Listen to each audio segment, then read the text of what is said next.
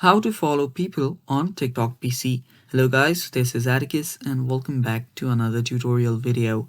In today's video, I'll teach you guys how you can follow people on TikTok PC.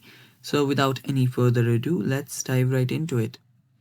So the first step is open up your web browser and open up TikTok. So you can directly open up TikTok app if you have it on your Windows PC as well. So open up TikTok, and after you open up your TikTok, just let it load. Make sure that you're logged in into your account, and after you do that, if you want to follow someone, you can simply, whenever you find that video on feed, you can tap on the plus icon right here. Tap on it and you'll start following them, and it's basically that simple. You can do it again, it's the same option. You can just tap on their profile again, and if you tap on the plus icon, you'll follow them. Now if you head over to your profile and if you head over to your following list, you'll find that you've just started following those people, and it's that simple. And yeah, that's basically all for today's video as well.